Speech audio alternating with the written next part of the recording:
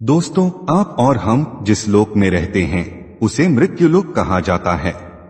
मृत्यु लोक से मृत व्यक्ति के शव को विदा करने के कुछ नियम बनाए गए हैं, जिसपे विज्ञान की भी अपनी राय है, वो भी इस वीडियो में देखेंगे। मृत्युलोक अर्थात मृत्यु का संसार। इस लोक में जन्म लेने वाले हर जीव जंतुओं को एक समय के बाद यह लोक छोड़ना ही पड़ता है। उनकी मृत्यु जन्म लेने के साथ ही निश्चित हो जाती है। यही पृथ्वी लोक का सबसे बड़ा सत्य है। प्राणी की आयु क्षण प्रतिक्षण घटती रहती है, लेकिन कितनी बड़ी विडंबना है कि मनुष्य इस सत्य को जानकर भी महसूस नहीं कर पाता। हर व्यक्ति को कल आने की उम्मीद बनी रहती है। बहरहाल, हिंदू धर्म में व्यक्ति की मृत्यु के बाद शव का दाह संस्कार किया जाता है। और अगर आपने गौर किया हो कि अगर किसी व्यक्ति की मृत्यु सूर्यास्त के बाद होती है तो उसके परिजन रात बीतने का इंतजार करते हैं और अगले दिन जाकर ही शव को जलाया जाता है। और यदि शव को रात भर रखना ही पड़ा, उस दौरान जानकार लोग शव को अकेले नहीं छोड़ते, बल्कि कोई न कोई व्यक्ति शव के पास पूरी रात भर रहता है और सुबह दाह संस्कार पूर्ण होने तक वह शव की देखभाल में ही रहता है। दोस्तों, क्या आपको पता है कि शव रात भर अकेला क्यों नहीं छोड़ा जाता? अगर आपको इसका स्पष्ट उत्तर नहीं पता है तो आप इस वीडियो को अंत तक जरूर देखिए। इस वीडियो में मैं आपको विस्तार पूर्वक इस बात का उत्तर दूंगा और पुराणों में शव को अकेला न छोड़ने के पीछे क्या कारण बताए गए हैं वह भी बताऊंगा। दोस्तों, गरुड़ पुराण में इस बात का बहुत विस्तार से वर्णन किया गया है कि मृत्यु के बाद आत्मा की क्या गति होती है। आत्मा कितने दिनों तक अपने छूटे हुए घर में और इस संसार में विचरण करती रहती है, किन सगे संबंधियों के पास जाती है और वह उनसे क्या उम्मीद करती है। यह सब हम किसी और वीडियो में जानेंगे, लेकिन इस वीडियो में हम गरुड़ पुराण के बताए अनुसार मृत्यु के बाद शव को अकेला न छोड़े जाने के कारणों को जानेंगे। आगे बढ़ने से पहले आप सबसे प्रार्थना है कि अगर आपने हमारे चैनल को सब्सक्राइब ना किया हो तो कर लीजिए। दोस्तों, आइए संक्षेप में पहले हम यह जान लेते हैं कि किन परिस्थितियों में शव का दाह संस्कार नहीं करना चाहिए। गरुड़ पुराण में इस बात का भी स्पष्ट वर्णन है कि इन 3 स्थितियों में शव का दाह संस्कार उचित समय के लिए टाल देना चाहिए। पहली परिस्थिति में यदि व्यक्ति की मृत्यु सूर्यास्त के बाद होती है तो शव को रात भर घर में ही रखना चाहिए और अगले दिन सूर्योदय के बाद ही शव का दाह संस्कार किया जाना चाहिए, अन्यथा आत्मा को सद्गति प्राप्त नहीं होती। दूसरी परिस्थिति, यदि किसी व्यक्ति की मृत्यु पाचक काल में हुई है तो पाचक काल खत्म होने के बाद ही शव का दाह संस्कार होना चाहिए, क्योंकि गरुड़ पुराण सहित कई धर्म ग्रंथों में यह कहा गया है कि यदि किसी व्यक्ति की मृत्यु पाचक काल में होती है तो उस व्यक्ति के घर परिवार कुल खानदान में 5 अन्य लोगों की भी मृत्यु हो सकती है। इसलिए दोस्तों, आपने देखा होगा कि धर्मशास्त्र के ज्ञानी लोग इस समस्या के समाधान के रूप में आटे, बेसन या कुशा अर्थात पवित्र सूखी घास से 5 पुतले बनाते हैं और इसे शव के साथ ही अर्थी पर रखकर इनका भी शव की तरह ही पूरे विधि विधान से पाचक काल के खत्म होने के बाद अंतिम संस्कार कर देते हैं। इससे पाचक दोष भी खत्म हो जाता है। पाचक काल में अंतिम संस्कार किए जाने से आत्मा को मोक्ष की प्राप्ति नहीं हो सकती। और तीसरी परिस्थिति में शव का अंतिम संस्कार तब नहीं करना चाहिए जब मृत व्यक्ति का पुत्र मुखाग्नि देने के लिए उपस्थित ना हो और वो यात्रा करके पहुंचने वाला ही हो, क्योंकि पुराणों में इस बात को बहुत ही महत्व दिया गया है कि मुखाग्नि यदि पुत्र के हाथों से होती है तो आत्मा को सद्गति प्राप्त होती है। दोस्तों, अब बिना देर किए हुए आइए जानते हैं कि मृत्यु के बाद शव को अकेला क्यों नहीं छोड़ना चाहिए। इसके पीछे क्या मान्यताएं और वैज्ञानिक तथ्य हैं। मृत्यु के बाद आत्मा घर में 13 दिन तक निवास करती है। गरुड़ पुराण में बताया गया है मृतक का शव पूजनीय हो जाता है ऐसे में दाह संस्कार के पहले शव को अकेला नहीं छोड़ा जाना चाहिए, अन्यथा यह आत्मा का अपमान होता है। गरुड़ पुराण में यह भी लिखा है कि यदि शव को चींटियां, कीड़े मकोड़े, कुत्ते बिल्ली इत्यादि से हानि होती है, ऐसे ही कष्ट आत्माओं को यमलोक के मार्ग में भोगने पड़ते हैं। इसलिए परिवार जनों की यह जिम्मेदारी बनती है कि मृतक के शरीर की सुरक्षा करें। रात के समय तामसिक शक्तियां ज्यादा प्रबल होती हैं। जब शरीर से आत्मा निकल जाती है तो शरीर रिक्त हो जाता है। ऐसी स्थिति में यह शक्तियां उस शरीर को अपने वश में करने का प्रयास कर सकती हैं। इसकी संभावना खत्म करने के लिए किसी व्यक्ति का मृतक शरीर के पास होना जरूरी होता है। दोस्तों, अगर वैज्ञानिक कारण की बात करें तो विज्ञान यह कहता है, जिस क्षण आत्मा शरीर को छोड़कर अलग होती है उसी क्षण से शरीर का क्षय शुरू हो जाता है, जिससे मृत शरीर से दुर्गंध आने लगती है। इस दुर्गंध को कम करने के लिए और वातावरण धार्मिक रखने के उद्देश्य से मृत शरीर के आसपास अगरबत्ती, धूप, दीपक इत्यादि जलाए जाते हैं। ऐसा करने की जिम्मेदारी जो व्यक्ति शव की देखभाल करता है उसकी होती है। इस बात की भी संभावना है कि तंत्र मंत्र करने वाले व्यक्तियों से मृतक शरीर को नुकसान पहुंचाया जा सकता है, जिससे मृत आत्मा भी संकट में पड़ सकती है। इसलिए किसी भी तांत्रिक को मृत शरीर के आसपास नहीं आने देना चाहिए। दोस्तों, गरुड़ पुराण में भगवान विष्णु और पक्षीराज गरुड़ के बीच की बात को लिखा गया है, जिसमें भगवान विष्णु बताते हैं कि यदि इन बातों का ध्यान नहीं रखा गया और शव का अंतिम संस्कार सूर्यास्त के बाद या रात में ही कर दिया गया तो उस व्यक्ति की आत्मा को असुर योनि या पिशाच योनि में जन्म मिलता है और अनेकों कष्ट भोगने पड़ते हैं। व्यक्ति की मृत्यु का और दाह संस्कार का समय कितना महत्वपूर्ण होता है, इसका महत्व आप इस घटना से समझ सकते हैं। महाभारत काल में भीष्म पितामह ने बाणों की शैया पर लेटे हुए सूर्य के दक्षिणायन से उत्तरायण में जाने का इंतजार किया था और उसी के बाद अपना शरीर त्यागा था, क्योंकि उत्तरायण के समय प्रकृति और चेतना की गति ऊपर की ओर होती है। इस काल में मरने वाले व्यक्तियों को सद्गति प्राप्त होती है। इसलिए अगर कोई रात में मर जाए तो ऐसी स्थिति में लाश को लेकर शमशान घाट नहीं जाते, लाश को रात भर घर पर ही रखा जाता है। सुबह होने का इंतजार किया जाता है और ऐसे में मृत शरीर को एक भी पल के लिए अकेला नहीं छोड़ा जाता। कोई न कोई व्यक्ति हमेशा रखवाली के लिए मौजूद रहता है। दोस्तों, तो यह कारण है शव को अकेले न छोड़ने का। दोस्तों, आत्मा के आकार और रंग रूप के विषय में आपने भी कई कहानियों में विभिन्न तरह की बातें सुनी होंगी। वास्तव में आत्मा शरीर को छोड़कर बाहर कैसे निकलती है और आत्मा के निकलने के बाद शरीर में क्या बदलाव होता है, हमारे धर्म ग्रंथों में बहुत पहले ही बता दिया गया था, जिसे अब विज्ञान भी सही साबित कर रहा है।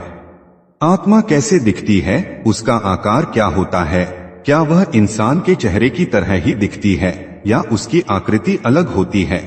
यह कुछ ऐसे सवाल हैं जो अक्सर एक जिज्ञासु मस्तिष्क में उठते रहते हैं।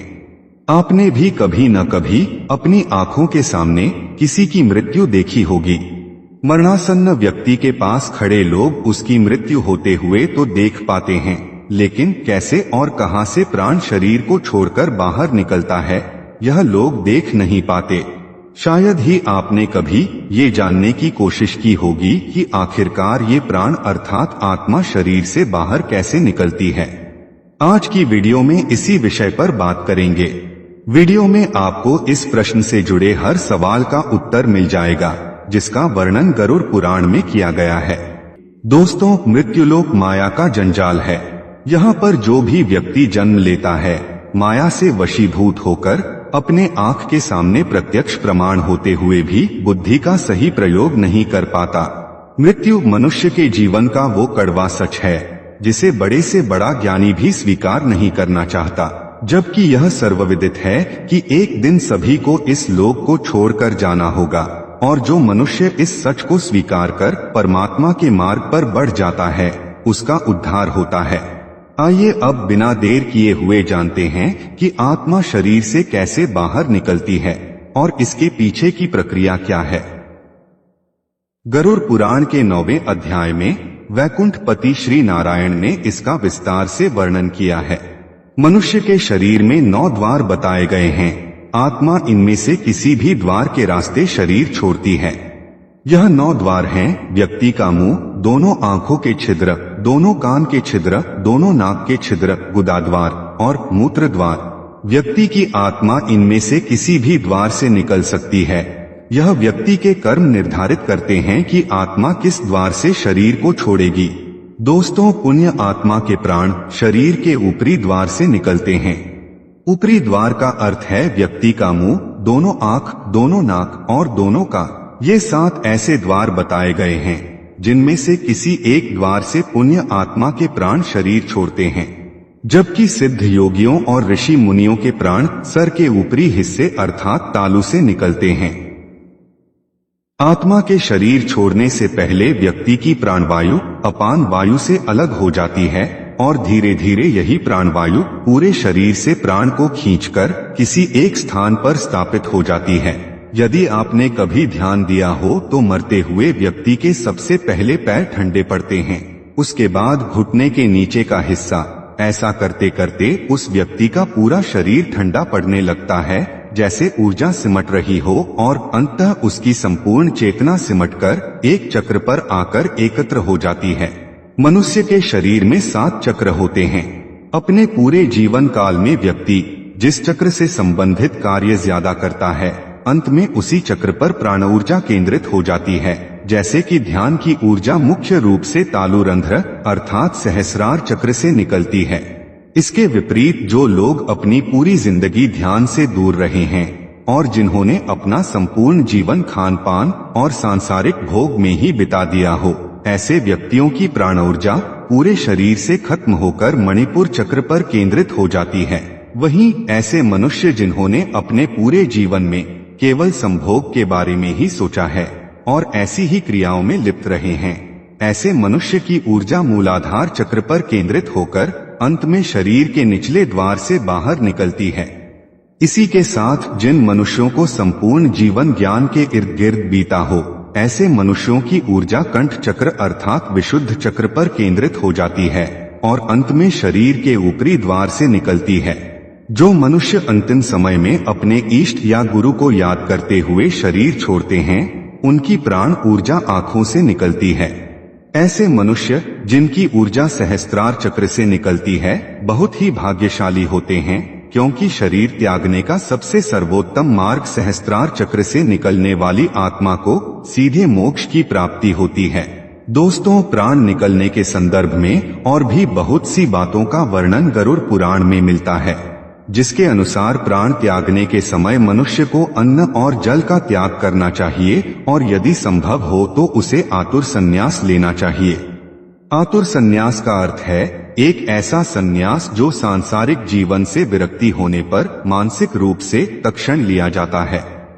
प्राण के गले तक आने पर जो मरणासन्न मनुष्य मैंने संन्यास ले लिया है ऐसा बोलता है, वह मृत्यु के बाद विष्णुलोक को प्राप्त होता है और ऐसे मनुष्य का जन्म दोबारा नहीं होता।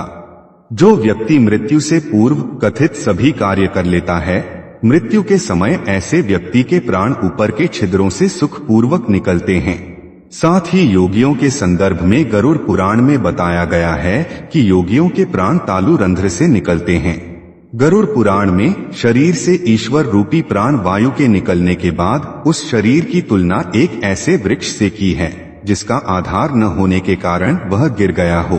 गरुड़ पुराण में यह स्पष्ट लिखा है कि प्राण से मुक्त होने के बाद शरीर तुरंत ही चेष्टा शून्य, घृणित, दुर्गंधयुक्त, स्पर्श न करने योग्य और सभी के लिए निंदित हो जाता है। मृत शरीर की 3 अवस्थाएं होती हैं: कीड़ा, विष्ठा और भस्म। इसे आप ऐसे समझ सकते हैं, मृत शरीर में कीड़े पड़ते हैं, वह मल के समान दुर्गंधयुक्त हो जाता है और अंततः चिता में जलकर भस्म हो जाता है। इसलिए क्षण भर में नष्ट होने वाले इस शरीर पर गर्व करना अनुचित है। मृत्यु के बाद पंचभूतों से निर्मित इस शरीर का पृथ्वी तत्व पृथ्वी में, जल तत्व जल में और बाकी तीनों तत्व वायु, अग्नि, अंतरिक्ष टूटकर विलय हो जाते हैं। परंतु सभी प्राणियों के शरीर में स्थित सर्वव्यापी शिव स्वरूप और जगत साक्षी आत्मा ही एकमात्र ऐसी है जो कि अजर अमर है, जिसका कोई अंत नहीं है, जो एक शरीर को त्याग कर दूसरे शरीर में प्रवेश कर लेती है। मृत व्यक्ति के शरीर से निकली आत्मा नए शरीर में प्रवेश करती है। गरुड़ पुराण में इस तथ्य को कुछ इस प्रकार समझाया गया है, जैसे एक घर के जल जाने पर उसमें रहने वाला व्यक्ति जाकर दूसरे नए घर में रहने लगता है। उसी प्रकार आत्मा भी पुराना शरीर छोड़कर नया शरीर ग्रहण कर लेती है। पुण्य आत्माओं को लेने स्वर्ग से देवदूत अपने विमान में आते हैं। धार्मिक और बुद्धिमान लोगों को ये देवदूत जीवन काल में किए गए कृत्यों के आधार पर स्वर्ग ले जाते हैं, जहां देवी देवताओं द्वारा इनका स्वागत किया जाता है। गरुड़ पुराण में इसके अतिरिक्त कुछ विशेष परिस्थितियों का भी वर्णन किया गया है, जिसके अनुसार वे व्यक्ति जिनकी मौत अचानक या हिंसात्मक तरीके से होती है, उनकी आत्मा अलग तरीके से शरीर छोड़ती है। ऐसे व्यक्ति जिनकी मृत्यु लंबी बीमारी के बाद होती है, उनके शरीर की ऊर्जा का क्षय बहुत कम हुआ होता है। इसी कारण ऐसी आत्माएं शरीर छोड़ते समय काफी दुविधा में होती है। इसलिए ऐसी आत्मा का किसी भी अंग से निकलना वर्जित नहीं बताया गया है। पद्म पुराण में लिखा है, इस मृत्युलोक में जीव जंतुओं की 84 लाख योनियां निवास करती हैं, और उसी में से एक योनि है मनुष्य योनि, जिसमें हमारा और आपका जन्म हुआ है। हर प्राणी को उसके कर्मों के हिसाब से ही अगला जन्म मिलता है।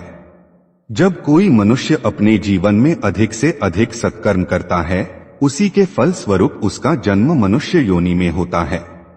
धर्म शास्त्रों में मनुष्य योनि को बहुत ही दुर्लभ और सबसे ज्यादा कष्टकारी बताया गया है।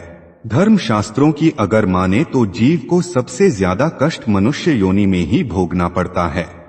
गरुड़ पुराण में मनुष्य के जन्म से लेकर मृत्यु तक जिन जिन कष्टों को भोगना पड़ता है, उसका विस्तार पूर्वक वर्णन किया गया है।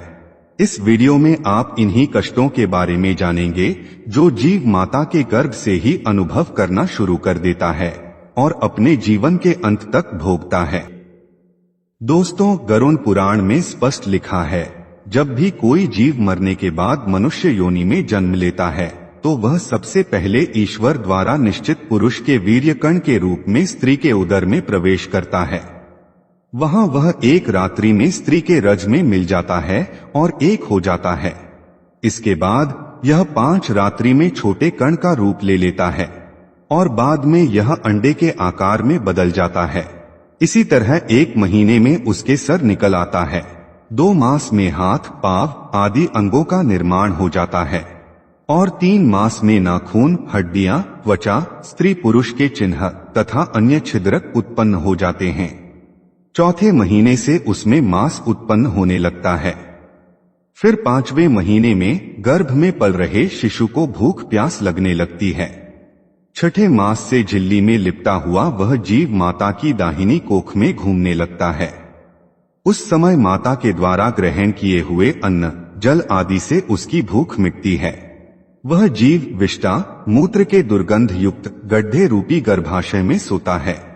वह कोमल होता है। गर्भाशय के भूखे कीड़े उसके अंग बार बार काटते हैं, जिससे उसे अत्यधिक पीड़ा होती है।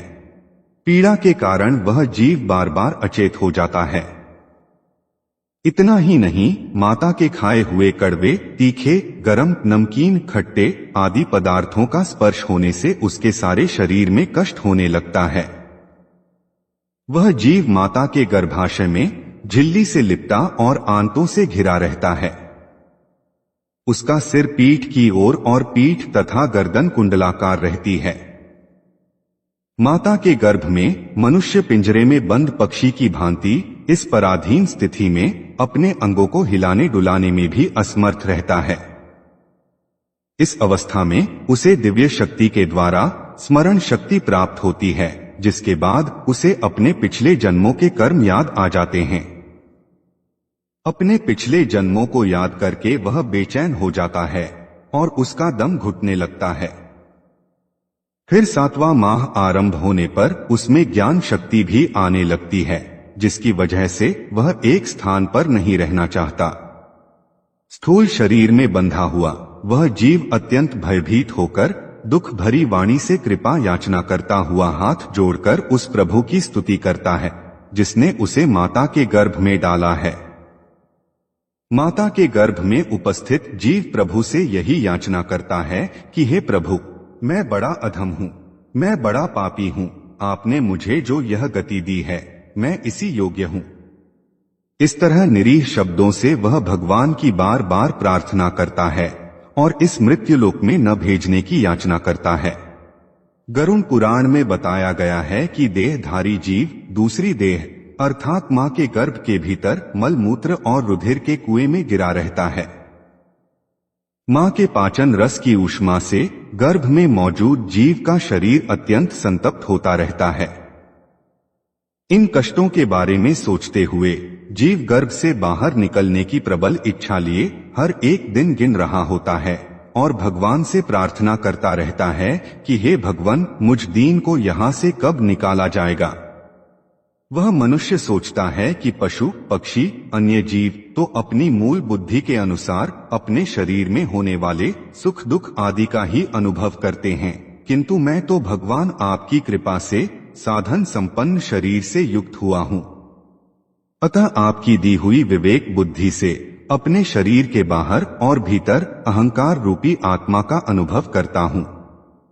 भगवान, इस अत्यंत दुख से भरे हुए गर्भाशय में यद्यपि मैं बड़े कष्ट से रह रहा हूँ, तो भी बाहर निकलकर संसार के अंधकार में गिरने की मुझे बिल्कुल इच्छा नहीं है, क्योंकि उसमें जाने वाले जीव को आपकी माया घेर लेती है, जिसके कारण उसकी बुद्धि अहम से युक्त हो जाती है और उसके परिणाम में उसे इस संसार चक्र में ही रहना होता है।